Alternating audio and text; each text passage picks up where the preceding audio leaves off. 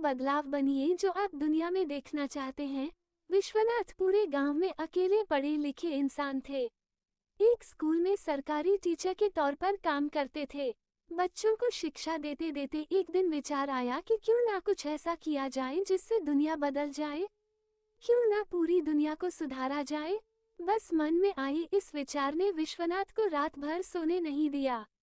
सुबह उठते ही वो गांव के सरपंच के पास पहुंचे और बोले कि मैं इस दुनिया को बदलना चाहता हूँ।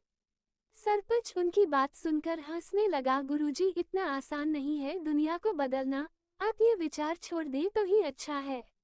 लेकिन विश्वनाथ ने ठान लिया था और इसी वजह से वो कई लोगों से मिले पर कोई फायदा नहीं हुआ। अब वो अकेले ही सामाजिक कार्यों में लग गए, लेकिन जल्दी ही ये सच्चाई समझ आ गई कि दुनिया को बदलना इतना आसान नहीं है। तो मन में सोचा, दुनिया नहीं बदल सकता तो क्या मैं अपने देश को तो सुधार ही सकता हूँ। बस विश्वनाथ फिर से जुट गए। समय बीता, बहुत जल्दी ये एहसास हो गया कि देश को बदलना तो बहुत मुश्किल काम है। तो सोचा क्यों ना अपने गांव को सुधारा जाए। अगर मैं अपने गांव को सुधार पाया तो ये भी अपने आप में बड़ी उपलब्धि होगी। इसी तरह विश्वनाथ ने अपना जीवन सामाजिक कार्यों में लगा दिया और समय के साथ अब वो बूढ़े हो चले थे, पर गांव रहा वैसा का वैसा। एक दिन सोचा कि पूरे गांव को नहीं बदला जा सकता तो क्यों न अपने परिवार को सुधारा जाए। समय और बीता, उम्र के साथ जब जीवन का अनुभव हुआ तो विश्वनाथ ने पाया कि एक काम जो सबसे आसान है वो है खुद को बदलना।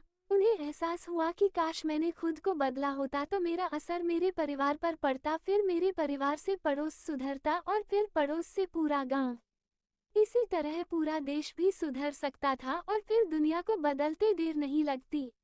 मित्रों, महल कितना बड़ा और विशाल क्यों ना हो, लेकिन बनता वो ईंटों से ही है और इस संसार रूपी महल की ईंटें हम लोग हैं, शिखर भी हम और नींव भी हम।